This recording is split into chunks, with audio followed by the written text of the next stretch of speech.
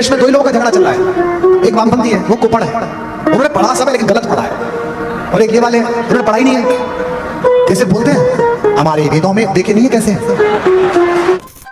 बहुत पुरानी नहीं, 2 साल पहले की बात है जब कुमार विश्वास ने रामकथा के मंच से यह बात कही थी। वो घटना उज्जैन में हुई थी। पिटने का पूरा भय था, इसलिए तथाकथित महाकवि माफी मांगकर बच निकले थे।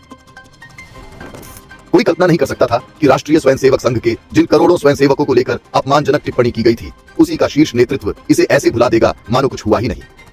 कुमार विश्वास के पारिवारिक कार्यक्रम में कोई जाए, इसमें किसी को आपत्ति नहीं, लेकिन आरएसएस के बड़े बड़े पदाधिकारी, प्रधानमंत्री नरेंद्र मोदी और उनके मंत्रिमंडल के सदस्यों में मानो होड़ सी लग गई। कुमार विश्वास ही वो व्यक्ति था जिसने 2014 के लोकसभा चुनाव में सार्वजनिक मंचों से भक्त शब्द को गाली की तरह प्रयोग करना आरंभ किया था।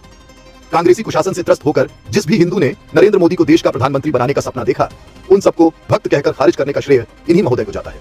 बाद में भी प्रधानमंत्री से लेकर भाजपा और संघ के प्रति इनका जहर समय समय पर निकलता रहता था। मुझे दुख है, मेरा प्रधानमंत्री ऐसे लोगों को फॉलो करता है जो भद्र महिलाओं को मां बहन की गालियां देते हैं। नई राजनीति पढ़ी है कि पंडित नेहरू ने पहली सरकार बनाई, पूर्ण बहुमत होने के बाद भी उन्होंने 5 ऐसे मंत्रियों को शपथ दिलाई जो उनकी सरकार के नहीं थे। और सेकुलर होना खराब बात है। बाबा साहब भीमराव अंबेडकर की भूमिका में लिखा हुआ है सेकुलर, आप मना करिए मैं सेकुलर नहीं हूं। आपने वहां विदेश में जाकर मजाक उड़ा दी भारत की। यार केजरीवाल के साथ इनकी महत्वाकांक्षा का टकराव हो गया। उस गिरोह से लात मारकर निकाल दिए गए जिसके जरिए नेता बनने चले थे।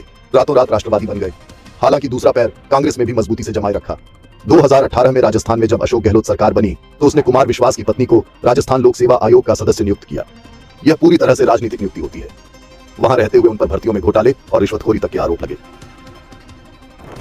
कुमार विश्वास की बेटी की शादी में राजस्थान कांग्रेस के नेता गोविंद सिंह डोटासरा भी आए थे। ये वही व्यक्ति है जिसने शिक्षा मंत्री बनते ही सबसे पहले स्कूली पुस्तकों में लिखवाया कि हल्दी घाटी के युद्ध में महाराणा प्रताप अकबर के हाथों हार गए थे। गोविंद सिंह डोटासरा अपने मुगल प्रेम और महाराणा प्रताप से घृणा के लिए जाने जाते रहे हैं। कवि सम्मेलनों में महाराणा प्रताप की वीरता की कविताएं सुनाकर पैसे बटोरने वाले कुमार विश्वास की गोविंद डोटासरा से यह दोस्ती क्या विचित्र नहीं लगती। सोचने वाली बात यह है कि एक सत्तारूढ़ विचारधारा के शीर्षस्थ लोग कुमार विश्वास जैसे बेपेंदी के लोटे के आगे क्यों नतमस्तक हो जाते हैं। इस सीमा तक कि ऐसी अटकलें लगनी आरंभ हो गईं कि भाजपा कुमार विश्वास को राज्यसभा भेजने की तैयारी में है। राष्ट्रीय स्वयंसेवक संघ में कहा जाता है कि विचारधारा के लिए संगठन है और संगठन के लिए व्यक्ति। कुमार विश्वास प्रकरण को देखकर यही लगता है मानो अब विचारधारा से कोई लेना देना नहीं है। संगठन विचारधारा के ऊपर है और व्यक्ति इन दोनों के ही ऊपर। बीते 1 दशक में भाजपा सरकार की देखरेख में एक नए प्रकार का एलीट क्लास पैदा हो रहा है। इसमें विचारधारा कोई मायने नहीं रखती। इसी का परिणाम है कि एकता कपूर और करण जौहर जैसे लोगों और हॉलीवुड के सीरियल में हिंदू आतंकवादियों से धरती की रक्षा करने वाली प्रियंका चोपड़ा को पद्म पुरस्कार दिया जाता है। कार सेवकों पर गोली चलवाने वाले मुलायम सिंह यादव और दाऊद इब्राहिम के संरक्षक शरद पवार भी अचानक स्वीकार्य हो जाते हैं। ये जितने भी उदाहरण हैं, उनके पीछे किसी राजनीतिक व्यवस्था की दलील नहीं दी जा सकती है। ये सब उसी नव एलीट क्लास के लक्षण हैं। उनके लिए व्यक्तिगत संबंध महत्वपूर्ण है, विचारधारा, धर्म और राष्ट्र नहीं। ये सारे मास्टर स्ट्रोक न केवल बार बार फेल हुए हैं, बल्कि उपहास का कारण भी बने हैं।